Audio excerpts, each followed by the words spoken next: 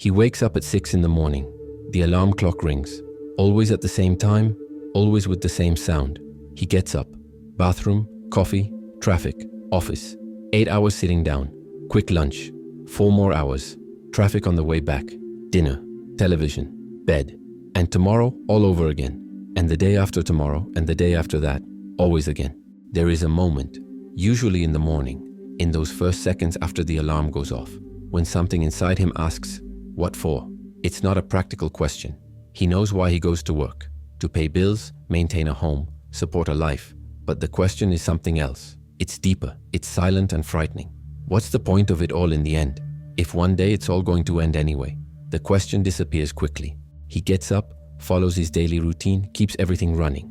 But it comes back, sometimes in traffic, when he realizes he's driving the same route for the 1000th time. Sometimes at night, when he realizes the day has passed and he doesn't know exactly what he experienced. The question remains there, hidden, whispering in the background. Is that all there is? I work, sleep, wake up and repeat until one day I don't wake up anymore? Most people feel this way. Few admit it, because talking about it is touching on something dangerous. It is recognizing that perhaps life does not come with instructions, does not have a script, does not offer guarantees that all of this makes sense. And if it doesn't make sense, why continue? Not in a dramatic way, not necessarily about giving up on life, but why get up tomorrow? Why make the effort?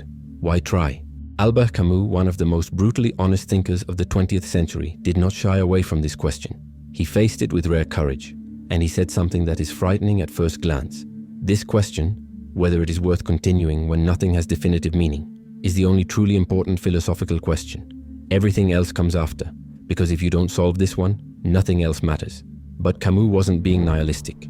He wasn't saying that everything is futile, so it doesn't matter. He was doing the opposite. He was looking for a way to live fully precisely when it seems there is no reason to do so. And to explain this, he used an ancient, brutal, and strangely recognizable image. A man condemned to push a huge rock up a mountain. When he finally reaches the top, exhausted, the rock rolls back down. And he has to go back down and start all over again. Again, forever. This man is called Sisyphus. And Camus asked a question that seems absurd. What if Sisyphus is happy? How could anyone in this situation be happy? Condemned to eternal repetitive work that never leads anywhere, that is never completed, that never has any reward? It seems like the perfect definition of hell. But Camus looked at Sisyphus and saw something beyond condemnation. He saw all of us, because deep down our lives are no different. We wake up, we do our tasks, we sleep, we wake up again. We pursue goals that, when achieved, are soon replaced by new goals. We work for years for something that will ultimately disappear anyway. Everything we build, everything we are, will one day cease to exist. The stone always rolls back, and yet we continue. Why? That's what Camus wants you to think about. Not to depress you, but to set you free. Because the answer he found is not in denying this brutal reality. It is in facing it completely and still choosing to live. Not because someone told you to. Not because there is a reward waiting at the end, but because you can. Because there is a form of happiness that does not depend on cosmic meaning, divine purpose, or a predetermined destiny. A happiness that comes from somewhere else. A happiness that is perhaps more real than any other. To understand what Camus means, you first need to understand what he calls the absurd. It's not a complicated word, but here it has a specific meaning. And when you understand that meaning, a lot of things in your life start to make a different kind of sense. A sense that may be more honest than any other you've been taught before. The absurd happens when two forces come into conflict. On one side, there is you. You are a conscious being, capable of asking questions. And you can't avoid these questions. They just come up. Why am I here? What is the purpose of all this? What happens after it's all over? Is there any greater meaning to being alive? These questions are not optional. They spring from your consciousness as something inevitable. It is part of being human to want answers. On the other side, there is the universe. And the universe does not respond. It simply exists. The stars shine, the planets rotate. Nature follows its mechanical laws, regardless of whether you are watching or not. You can shout your questions to the sky. You can study science. You can immerse yourself in philosophy.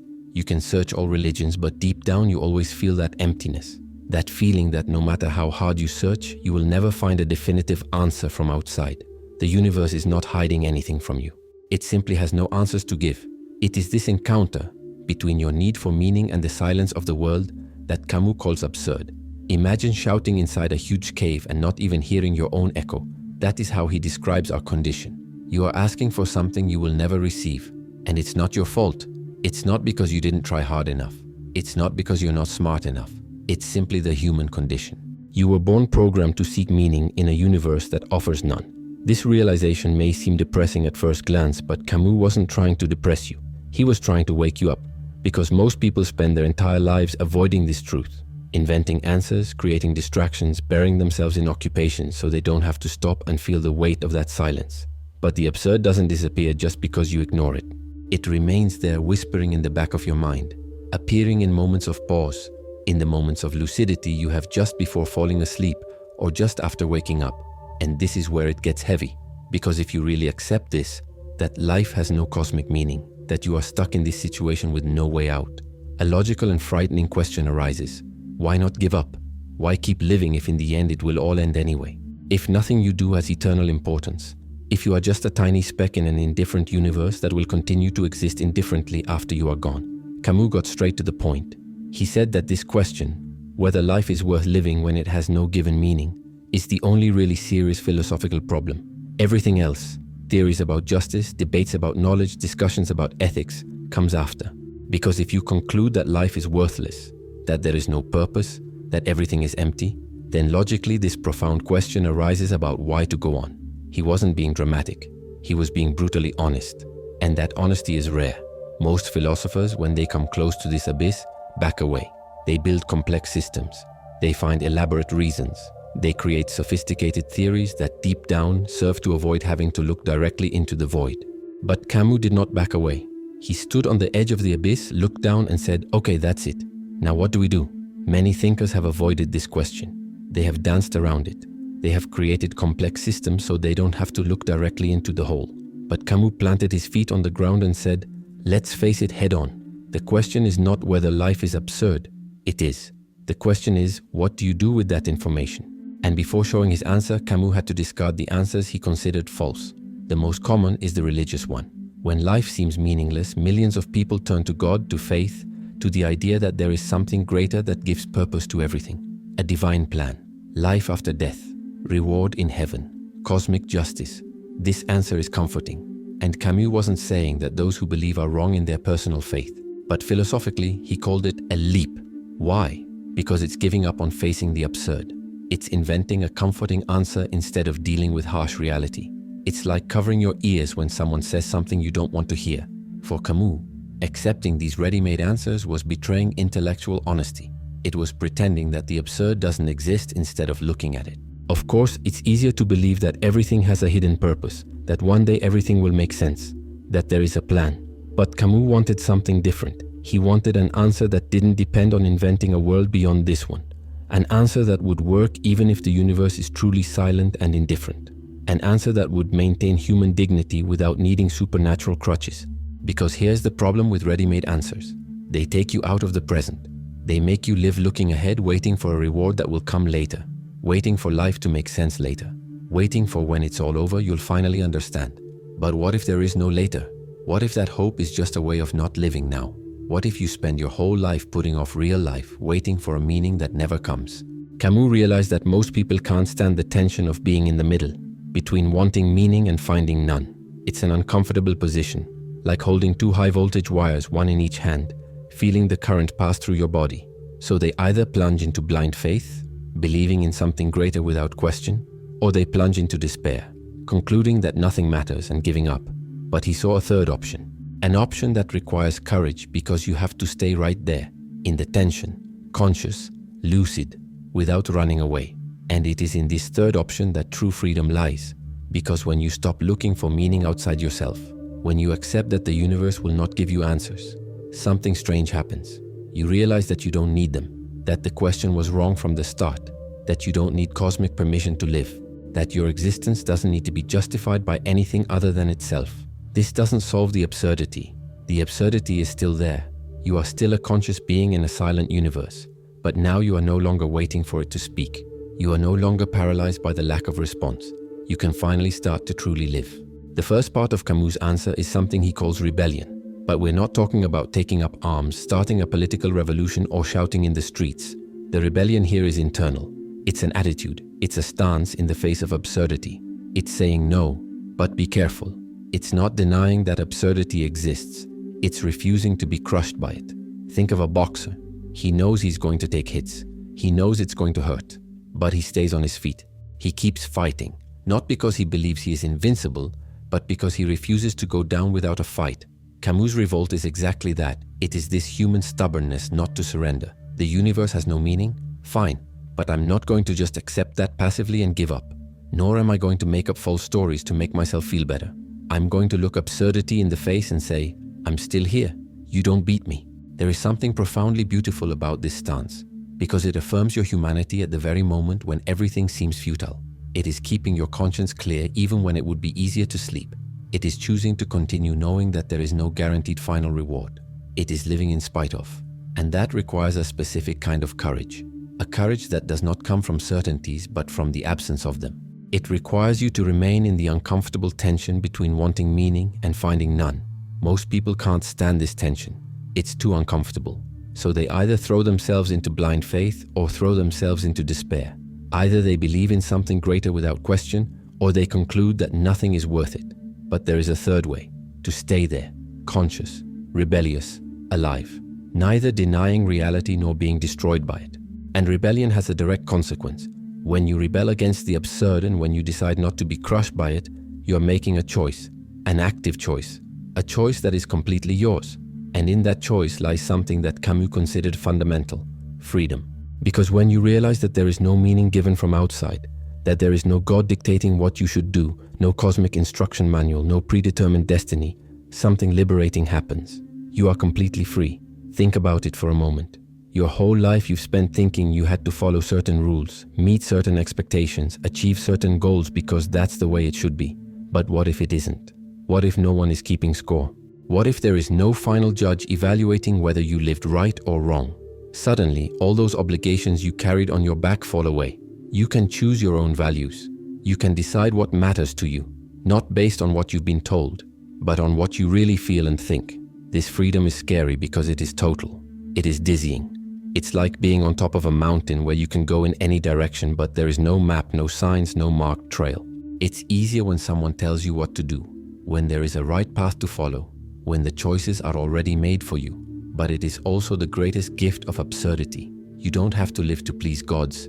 You don't have to meet social expectations that don't make sense to you. You don't have to reach some predetermined destination that someone else invented. Your life is yours, completely yours. And that means you can fill it however you want. You can create your own values. You can decide what's important. You can build your own meaning. Of course, there are practical limits, real consequences, other people to consider. You can't just do whatever you want without thinking about others. But philosophically, existentially, you are free from the invisible chains that bind those who still seek meaning outside themselves. You are no longer hostage to a purpose that will never come. You are no longer waiting for someone or something to tell you what the meaning of your life is. You can create it. And here, Camus connects freedom with something that seems paradoxical at first glance. If there is no predetermined meaning, then every moment matters immensely. Because if this life is all you have, if there is nothing waiting afterward, no second chance, no eternity where everything will be resolved, then every second is precious. Every choice weighs heavily. Every action has real consequences. This is where many people confuse Camus with nihilism, but the difference is crucial. The nihilist says, nothing matters, so it doesn't matter what I do. I can destroy, I can hurt, I can do whatever I want because in the end, everything is lost anyway. It is a passive, defeatist attitude that leads to paralysis or destruction. But the absurdist, the one who accepts the absurd without running away from it, says the opposite. It is precisely because nothing comes from outside to give meaning that every moment is irreplaceable. It is because this life is all I have that I cannot waste it. It is because I am free that my choices matter even more, not less, more. When you have eternity ahead of you, when there is always a second chance, when there is a greater plan that will fix everything in the end, your present choices lose some of their weight. There is always later, there is always time, there is always another life. But when you accept that none of that exists, that this life is finite, unique, unrepeatable, each moment takes on a density it did not have before. This difference is crucial. One is giving up. The other is affirmation. One is passive and destructive. The other is active and creative. One leads to indifference. The other leads to intensity. Camus was proposing that you build your own values, not that you abandon all values. And that construction begins with the radical freedom to realize that no one else can say what your life should mean. Only you can. But there's more. This freedom isn't just about doing whatever you want. It's about finally being able to choose who you are. When you live by a script written by others, by your family, society, religion, culture, you're not being yourself. You're being an approved version of yourself. An edited version. A version that fits expectations. When you accept the absurdity and embrace the freedom that comes with it, you can finally take off the mask. You can stop pretending. You can admit what you really think, what you really feel, what you really want. And that, in itself, is a form of happiness.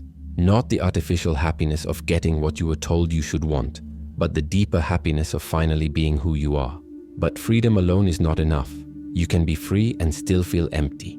You can have all the choices in the world and not know what to do with them. You can build your own values but still feel that something is missing. That's why Camus didn't stop at rebellion. He went further. Because recognizing that you are free is only the beginning. What comes next, what you do with that freedom, is even more important. And here comes the second part of Camus's answer, something he calls passion. But it's not passion in the romantic or superficial sense that the word has taken on. It's not about unbridled emotional intensity or living irresponsibly. It's something deeper. It's about being present, completely present. It's about living each moment with the full awareness that it is unique, unrepeatable, and that you are here, now, living it. If there is no predetermined meaning, if there is no cosmic purpose written in the stars, then what remains? Living remains. Simply living. But not just any old way. Not on autopilot. Not sleeping while awake. Living with maximum intensity. Experiencing, feeling, knowing, loving, creating. Immersing yourself in each experience as if it were the only one, but because in a way it is. The idea is simple but revolutionary. If the amount of time is limited and you don't know how much you have, then what matters is not the promised future, but the quality and intensity of what you are experiencing now. How often are you physically in one place but your mind is elsewhere? How many conversations do you have where you are not really there? How many experiences do you miss because you are thinking about the next one? Camus proposes the opposite. Immerse yourself in the now, because now is all that truly exists. The past is gone. The future is uncertain. But this moment, this very moment, you are living. And you can choose to be present in it or let it pass while your mind wanders through worries, regrets, or hopes that may never come true. Think about how many times you've done something important while your head was completely elsewhere. That dinner with friends where you spent the whole time checking your phone. That conversation with someone you love where you just waited for your turn to speak. That beautiful moment you missed because you were worried about something that hasn't even happened yet. We live like this, always somewhere else, always in another time, rarely here, rarely now. And the problem with this is not just that you miss out on experiences, it's that you miss out on your own life. Because your life is not made up of great epic moments that happen once in a while. Your life is made up of thousands of little moments that happen every day. And if you're not present in those moments, if you're always waiting for the next one, for the one after that, for what comes next, you're simply not living. You're existing, but not living. This connects with an idea that may seem strange at first glance. Camus says that the absurd man has no hope. Before you get scared, understand what he means. Hope, in the traditional sense, is to project your happiness into the future. I'll be happy when I graduate. I'll be happy when I get that job. I'll be happy when I get married. I'll be happy when I have children. I'll be happy when my children grow up. I'll be happy when I retire. Always later. Always a not yet. Always a when. The problem is that while you wait for that future, the present slips through your fingers. You spend your whole life putting off real life, waiting for the right moment, waiting for the perfect conditions, waiting for something external to happen so you can finally start living for real. But what if that moment never comes? What if the conditions are never perfect? What if you get that job and find out it wasn't what was going to make you happy? What if you retire and realize you've spent your whole life waiting to live and now you're old and tired? Camus says, stop waiting. Hope steals your present. And it doesn't just steal it, it deceives you. Because it makes you believe that real life is always one step ahead. Always after the next achievement. Always after solving that problem. Always after getting that thing. And you live chasing a future that never arrives because when you reach one goal, another immediately appears. The finish line always moves. What Camus offers in place of hope is not despair. It is presence. It is living this moment, not because it will take you somewhere better, but because it is all you have. It is sufficient in itself. It does not need to serve anything greater. It can simply be lived, felt, appreciated. It seems simple, but it is profoundly revolutionary.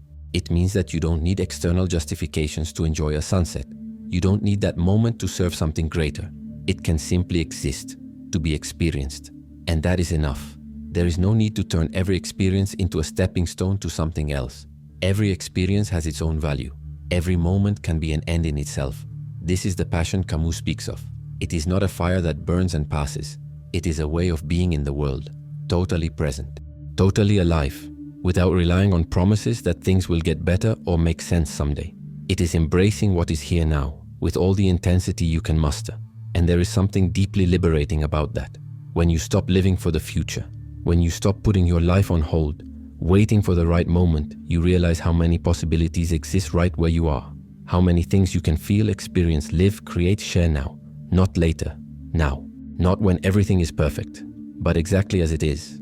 Camus offers some examples, some archetypes of people who live this philosophy without perhaps even knowing they are doing so. Think of the conqueror.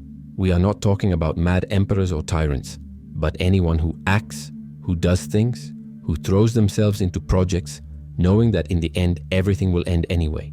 This conqueror does not act because he believes in eternal victory. He does not act because he thinks he will leave a legacy that will last forever. He acts because to act is to live. The action itself is the reward. The doing is already the meaning. He knows that everything he builds will disappear. He knows he will be forgotten. He knows that in the grand cosmic scheme of things, nothing he does matters eternally. But that doesn't paralyze him. On the contrary, it frees him to act without the burden of having to create something perfect or eternal. He can simply do, experiment, try, fail, try again, because the value is in the process, not the end result. Or think of the actor. He lives multiple lives, multiple characters. He experiences emotions and situations he would never otherwise experience. And when the play ends, he doesn't despair. He knows it was fiction, that it was temporary, but he lived intensely while it lasted. He immersed himself completely in that role, in that moment, in that experience. And when it was over, he let go. He doesn't get stuck trying to make it last forever. He just lived, fully, and that was enough. Every role, every experience, every moment has its own value. Not because it leads somewhere, not because it builds something eternal, but because it was lived, because it was felt, because it was real while it was happening. And that temporary reality is no less valuable because it is temporary. It is just the opposite. It is more valuable because you know it won't last, so you are completely present while it happens. This is the way to live absurdly, to immerse yourself completely in experiences without needing them to be eternal or have a purpose beyond themselves. Every moment, every action, every choice is valuable in itself. It is a multiplication of conscious experiences, an intensification of being alive. You are not saving your life for some perfect future moment. You are spending it now with everything you have, knowing that this is it. This is the moment, there is no other. Now you may be thinking, that's beautiful in theory, but what about in practice? What about my real life?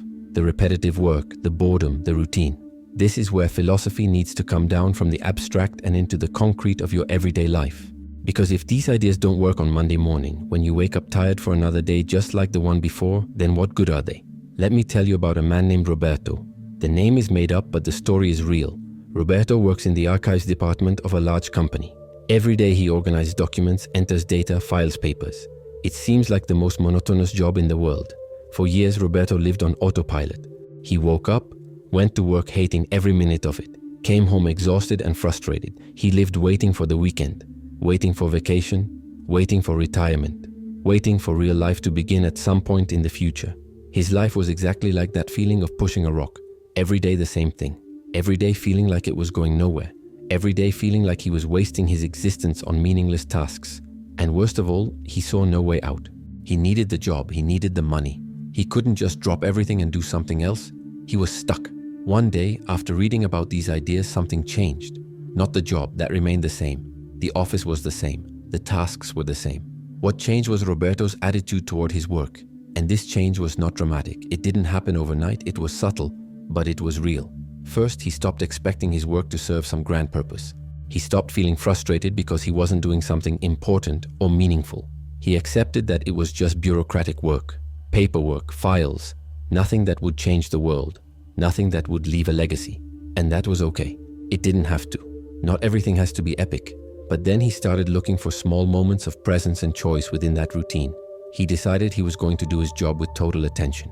Not because anyone was demanding it, not because he was going to get a promotion, but because it was his choice to do it well. Because he was there anyway, so why not do it consciously instead of spending 8 hours on autopilot hating every second? Each document filed correctly became a small personal victory, not because it mattered cosmically, but because he chose to do it well and did it. Choice, action, presence, dignity. Even in the simplest task, he could be conscious, he could be present, he could choose his attitude. He really started to notice his colleagues, to have real conversations instead of just exchanging pleasantries. And he discovered something interesting. They also had stories. They also had complex lives. They were also there pushing their rocks. And recognizing this created genuine connections, friendships that made the environment more human, less automatic, more alive. He created a ritual of drinking coffee before starting work. 5 minutes just for him, savoring, looking out the window, being completely present in that moment. Not checking his phone, not planning his day, not worrying, just drinking coffee, feeling the taste, feeling the warmth, looking outside, breathing. 5 minutes of radical presence before starting. He stopped complaining mentally all the time about how boring work was and began to accept, this is it. This is my job now. It doesn't have to be my passion. It doesn't have to be what defines my life, but I can choose how I live those 8 hours. I can be present or I can be absent. I can do it consciously or I can do it automatically. The choice is mine. The work remained bureaucratic, but Roberto changed. He was no longer waiting for life to begin after work. He was living during work as well. It wasn't explosive happiness, it wasn't ecstasy, it was something more subtle. A feeling of being present, of making conscious choices, of being alive even within the routine, of being a conscious Sisyphus, pushing his rock with dignity. That is the absurd revolt applied. It's not dramatic. It's not heroic in the eyes of the world. It's quiet and personal, but it's real. It's the difference between spending your life sleeping awake, waiting for something that never comes, and choosing to be alive in every moment, even the most mundane ones. And if you've made it this far in this video, if these ideas make sense to you, leave a like. Share it with someone who needs to hear this. Because these conversations matter. Because recognizing that you are not alone in this fight against absurdity is already a form of rebellion. And subscribe to the channel to continue exploring these profound questions about how to live a worthwhile life, even when nothing guarantees that it has meaning. These examples show something important. Living absurdly is not sad. It is not nihilistic. It is not giving up. It is the opposite. It is living more intensely because you are not stuck with unrealistic expectations. You are not frustrated because life does not correspond to some script that someone sold you. You are present, conscious, free. Free because you chose it, because you accepted it, because you stopped fighting against what is and started living within what is. And from this comes a greater ability to truly experience life. Because when you stop looking for external meaning, when you accept that meaning is something you create, not something you find, you free yourself from paralysis. You no longer need to wait for the right answer, the right path, the right moment. You can just start living, now, as you are, where you are. But here we need to make a crucial distinction, because there is a lot of confusion about this. Camus was not a nihilist. Nihilism is the idea that nothing matters, so it doesn't matter what you do. It is an attitude of giving up, of indifference, of potential destruction. In the end, everything is lost anyway, so why should I care? Why care about anyone? Why have values? Why not do whatever I want without thinking about the consequences? But Camus is saying exactly the opposite. Precisely because there is no cosmic meaning, every moment matters immensely. If this life is all you have, if there is nothing waiting afterward, if there is no second chance, if there is no eternity where everything will be resolved or rewarded, then every second here is too precious to be wasted. Every choice weighs more, not less. Every action has real consequences that cannot be undone. The nihilist says nothing matters, so I can destroy, hurt, do whatever I want. There are no real consequences because in the end nothing means anything. The absurdist says, it is precisely because nothing comes from outside to give meaning that I need to take care of this moment, these people, this life, because it's all I have.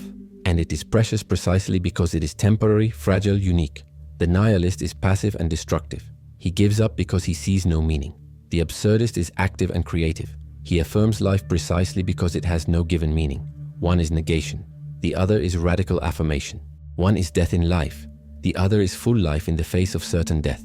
Camus was proposing that you build your own values, that you decide what matters, but not that you abandon all values. On the contrary, your values become even more important because they are truly yours, not imposed from outside, not blindly inherited, not followed out of fear of punishment or hope of reward, but consciously chosen because you have decided that they matter to you. And that brings us back to Sisyphus. Remember him? Condemned to push that rock up the mountain forever. When he finally reaches the top, exhausted, the rock rolls back down, and he has to go back down and start all over again. Again, forever. It seems like the perfect definition of a meaningless life, the cruelest punishment the gods could imagine. But Camus looks at that specific moment, the moment when Sisyphus descends the mountain. The rock has already rolled down. He is alone, walking back to start again. And it is at that moment, in that pause between one attempt and another, in that instant of solitary walking down the mountain, that Camus says something extraordinary. It is at that moment that Sisyphus is fully conscious. He is not busy pushing. He is not focused on the effort. He is not distracted by the action. He is simply descending. And in that descent, he knows exactly what his situation is. There are no illusions. There are no false hopes. There are no promises that this time will be different. He sees his reality with absolute clarity. He knows he will push the rock again. He knows it will roll back again. He knows it will never end. And it is precisely in this moment of total lucidity, when he sees the absurdity of his situation without veils, without disguises, without escape, that he is most free. Free because no one can take that awareness away from him. Free because he is not being deceived. Free because he can choose his attitude toward the situation he cannot change. He can despair. He can cry out to the gods for mercy. He can panic. He can rebel with anger and hatred. Or he can simply accept it, breathe, and start again. With dignity, with presence, with awareness. The situation is the same in both cases, but the internal experience is completely different. And that internal experience, that choice of attitude, is the only thing that truly belongs to him. That moment of descent, that moment of pause between one attempt and another, is where our humanity lives most intensely. It is where our freedom resides. It is where, strangely, our possibility for joy exists. Because Sisyphus is not waiting for the gods to forgive him. He is not believing that one day the stone will finally stay at the top. He is not deluding himself with promises that everything will make sense later. He simply accepts what is. And within that radical acceptance, within that full awareness of his absurd situation, he finds something of his own. The struggle is his. The stone is his. The effort is his. The climb is his. The descent is his. No one can take that away. No one can steal that experience. It is completely his. And in this appropriation of his own experience, in this conscious choice to continue even without reward, even without hope, even without meaning, he finds a form of happiness that does not depend on anything external. It is not the happiness of getting what he wanted. It is not the happiness of finally getting the stone to the top. It is not the happiness of being freed from punishment.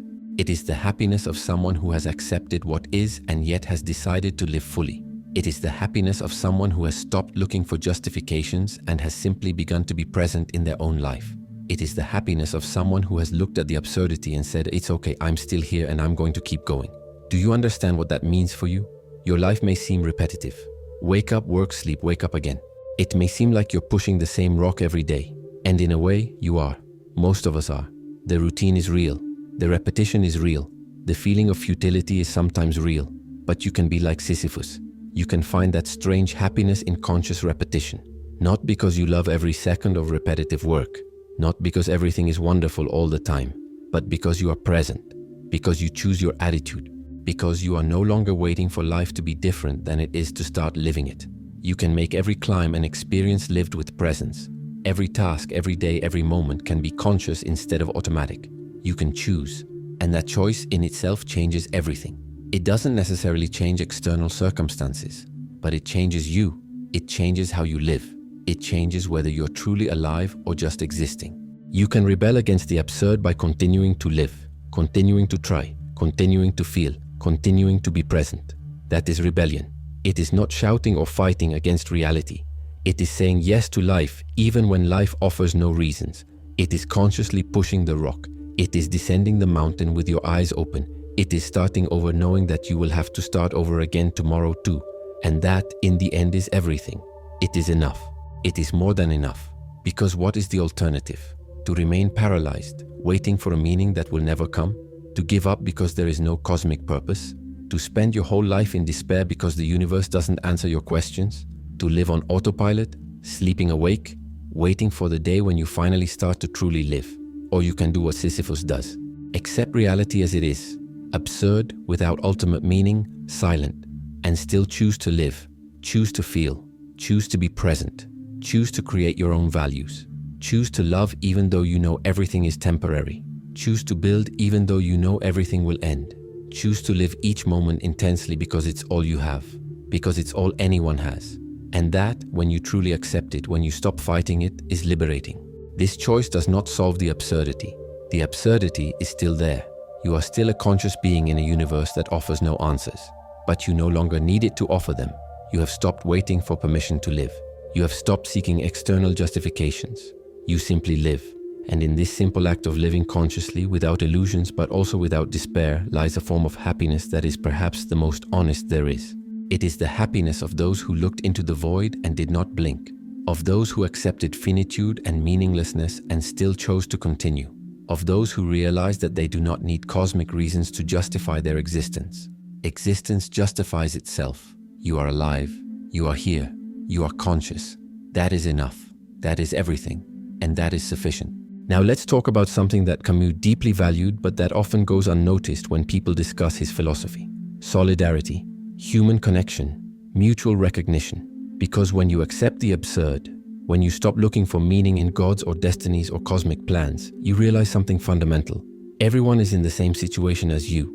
Every person you pass on the street, who works alongside you, who lives their life somewhere on this planet, is facing the same absurdity. We are all pushing our rocks. We are all searching for meaning where there is none. We are all trying to live in a universe that doesn't care whether we exist or not. This shared awareness can generate something powerful: genuine compassion. You don't need religion to feel connected to other people. You don't need ideology to recognize that other people's suffering is real and matters. In fact, when you remove those layers of beliefs that separate people into groups, the saved and the lost, the right and the wrong, the faithful and the unfaithful, what remains is purer. Human beings facing a difficult condition together, and that can create a form of love and solidarity that doesn't depend on you and the other person agreeing on the meaning of life. It just depends on recognizing that you are both alive, conscious, facing the absurd. And that's enough to build a bridge, to generate care, to make you care about what happens to the other person, not because some holy book told you to, but because you recognize in them the same struggle that exists in you. There is also another dimension to Camus's response that he greatly valued: creation, art specifically. The artist is perhaps the perfect example of the absurd man. Why? Because the artist creates knowing that his creation will not solve the world's problems. A painting does not feed anyone. A poem does not cure diseases. A song does not bring back those who are gone. In this sense, art is completely useless from a practical point of view. But it is precisely in this uselessness that its beauty lies. The artist creates because he needs to create, because expressing, shaping, imagining, and building worlds is a fundamental way of being alive. Artistic creation multiplies the world. Each work is a new way of seeing, feeling, and experiencing. And the artist is not trying to explain the world or give it ultimate meaning. He's just adding more layers, more possibilities, more experiences. Is it absurd? Totally. Is it valuable? Immensely. And you don't have to be a professional artist to experience this. Any creative act, no matter how small, is a form of absurd rebellion. It is saying, I exist, I feel, I create. And that needs no justification. It is affirming your humanity through expression. It is leaving a mark, even if temporary, even if small, even if only seen by you. Creating is also a way of multiplying your own experience of being alive. When you write, paint, cook, build something with your hands, you are transforming your consciousness into something tangible. You are giving shape to what was once just a thought or feeling. And in this process of giving shape, you live more intensely. You're present. You're engaged. You're doing something that is completely yours. And there is yet another crucial aspect: relationships, love, intimate connection. How do you relate to other people when you accept that nothing has ultimate meaning? Interestingly, it becomes easier, not more difficult, because you are not placing unrealistic expectations on anyone. You are not expecting someone to complete you or give meaning to your life. You are not judging others for not living up to some absolute standard you have invented. You simply meet people. You share moments. You experience connections. Some will be deep and lasting. Others will be brief and will pass. Both have value. Both are part of the experience of being alive, and you don't have to force anything to be eternal for it to be valuable. You can simply live it while it lasts, with total presence, without fear of losing it because you already know that everything is temporary. Love specifically becomes more real when you accept the absurdity. You don't love someone because God determined it. You don't love because it's destiny. You don't love because that person will fill an existential void within you. You love because you choose to love, because being with that person makes you feel alive, because sharing experiences with them multiplies the intensity of being in the world. And when it ends, if it ends, you are not destroyed searching for the hidden meaning of the loss. You feel the pain, which is real, but you also know that what you experienced was real and valuable while it existed. Nothing can take that away from you. Those moments happened. That love existed. And it doesn't have to last forever to have been important. All of this, solidarity, creation, love, are ways of living fully within the absurd. They are ways of saying yes to life even when life offers no reasons. They are conscious choices to be present, to connect, to create, to love. Knowing that none of this is guaranteed. None of this is eternal. None of this solves the fundamental problem that you are a conscious being in a silent universe. But these things don't need to solve the problem. They are life happening. And when you stop expecting life to be different than it is, when you accept that the absurd will not disappear, you can finally begin to live within it, not despite it, but with it, through it, making it not an obstacle, but the very ground on which your life happens. So we return to the initial question. If life has no meaning, why continue? Why not give up? And now you have Camus' answer. Not an answer that solves the absurdity, not an answer that makes the universe speak, but an answer that works anyway.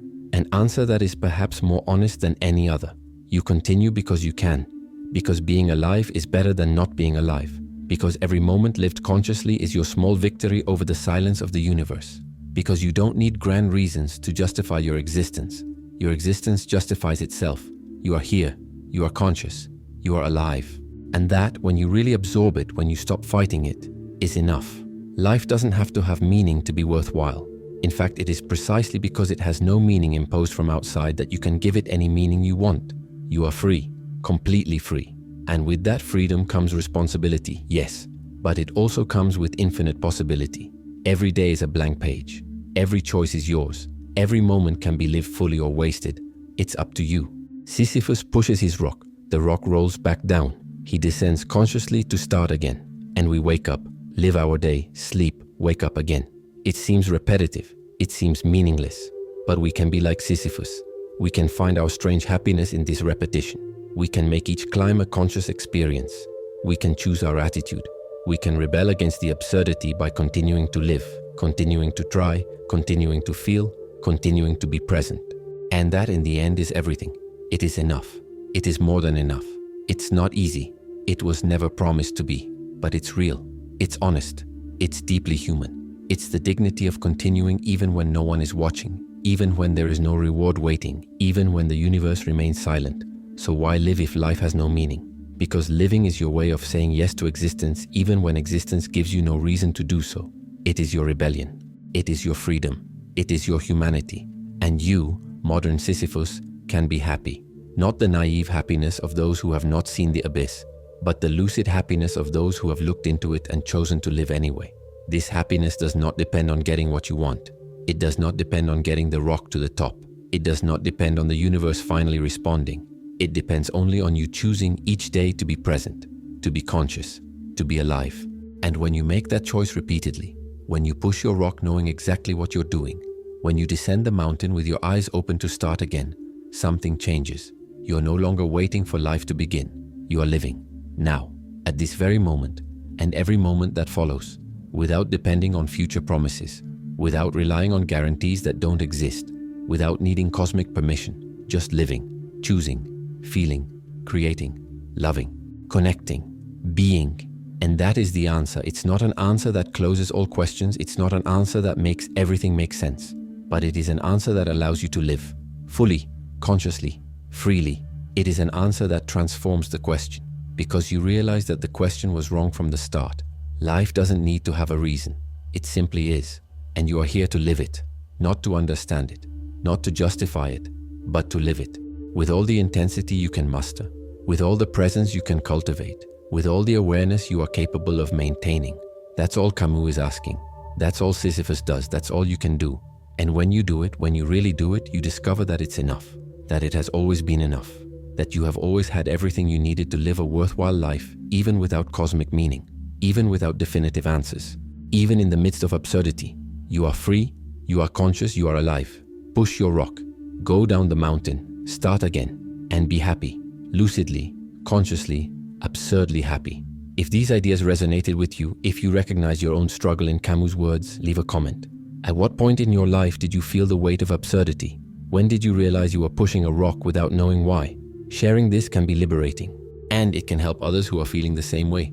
Watch the next videos on the channel, count on me, and follow the White Rabbit.